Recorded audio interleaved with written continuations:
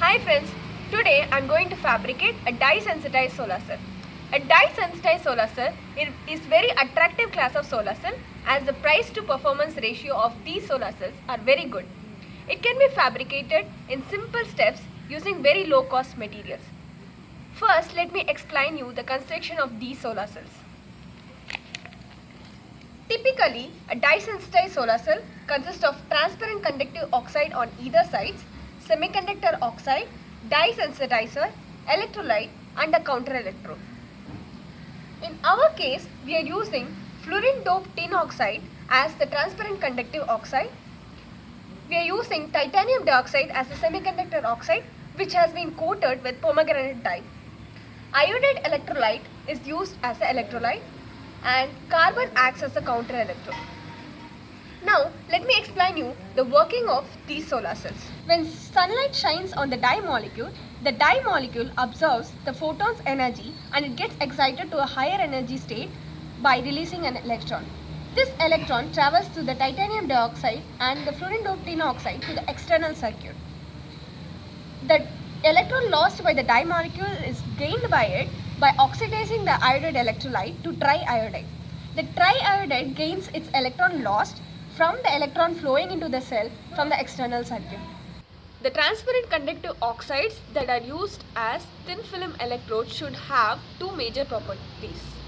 It should have a very low resistivity so that it can efficiently transport the carriers, and also it should have a larger band gap, typically of the order of 3.2 electron volts, so that it does not absorb most of the incident wavelengths from the solar spectrum. Widely used transparent conductive oxides for the solar cell applications are indium tin oxide, fluorine doped tin oxide and doped zinc oxide. Though indium tin oxide has a very low resistivity and larger band gap, it is very expensive. So we have chosen the fluorine doped tin oxide, which I have ordered from Technostro, and it has a resistivity less than 15 ohm square. The semiconductor oxides which are used in the solar cell applications has the capability of absorbing the photo-excited electrons from the sensitizer and transporting them to the anode. The widely used semiconductor oxides are titanium dioxide, zinc oxide and tin dioxide. In our case, we have chosen titanium dioxide because the electron injection from the sensitizer is really fast in titanium dioxide. It happens within few picoseconds compared to other semiconductor oxides. Now we are going to test the conductive side of our FTO coated glass substrate. So we place our glass plate and we turn on the multimeter to the diode test mode. The diode test mode in the multimeter gives a buzzing sound when the resistance of the surface is less than 30 ohms. So when we keep the leads of the multimeter on the conductive side, it gives a buzzing sound. Let's test it. So this is our conductive side. Now we are going to place down this glass plate and tape it on all the four sides with the cello tape. This is done in order so that when we put the titanium dioxide paste, it does not get coated on these sides. So on one side we are going to on 4 mm thickness, and on the other three sides we will be putting around 2 mm thickness cello tape.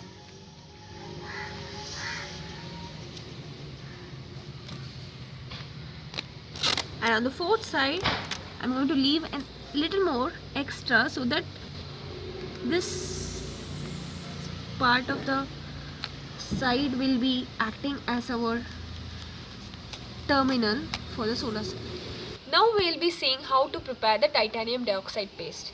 So for that I have taken the titanium dioxide powder and I have taken white vinegar, which I will be adding to the titanium dioxide powder in small quantities, and I will be mixing it continuously so that we get finally the required consistency of the paste. So we have taken the white vinegar in the pipette and we are dropping it slowly and we are continuously mixing to form the paste.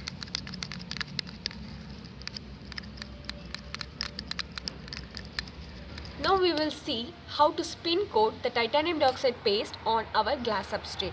So for that I have bought a small DC motor, and I am going to connect a battery with the help of this clip, and I have pasted this motor to a plate so that it does not move when the spin coating is happening. I have placed it firmly using a double side tape. So now I am pasting our glass substrate to this firmly. Now we will be taking the titanium dioxide paste with the help of this syringe, and we will be putting it drop by drop for spin coating on the FTO coated glass substrate which has been pasted on our DC motors. Yes. Now we are going to let the titanium dioxide coated FTO glass plate dry for 5 to 10 minutes. After the titanium dioxide molecules have dried, we are going to heat the substrate to a very high temperature of about 450 degrees Celsius for about 10 to 15 minutes. This lets the titanium dioxide molecules anneal together and strengthen the layer of the titanium dioxide which has been coated on the substrate. Now we will be preparing the counter electrode for our solar cell. So we use camphor flame to coat the glass substrate. So I am trying to coat the carbon soot from the camphor flame onto the glass substrate. Now you can see that the carbon has been fully coated on the glass substrate. We have to wipe off around 4 mm on the edge of the glass substrate. This is done so that this edge acts as the contact point for the counter electrode. We can also make the counter electrode with the help of a pencil by coating graphite onto the conductive side of our FTO coated glass substrate. Graphite or carbon coated on the counter electrode acts as a catalyst which keeps the reaction going. The most important part of the dye sensitized solar cell is the dye, which is capable of absorbing the photons and converting it into energy. Raspberries, blackberries, strawberries, carrot, pomegranate, which are rich in anthocyanin, can be used as a dye. After the titanium coated glass substrate has been annealed to 450 degrees Celsius, we have to coat it with the dye. So we have the pomegranate extract, and we are going to place it on the glass substrate.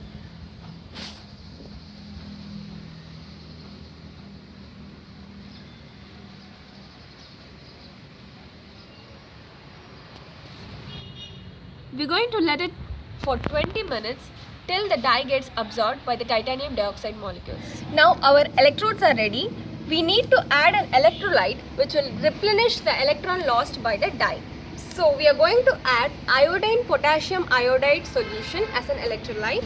So we take few drops of electrolyte and we will be adding it on the photoelectrode.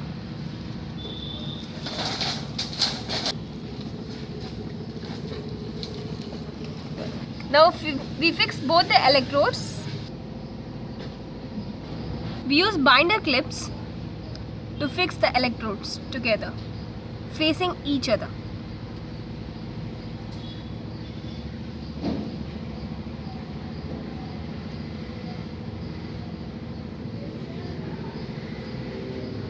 Our cell is ready. Now let us test the cell. We will connect the black lead to the titanium dioxide side and the red lead to the carbon coated side. Now the cell is exposed to the sun and you can see that the multimeter reading reads 35 millivolts. Let us now turn the dial to read current so that we get the short circuit current.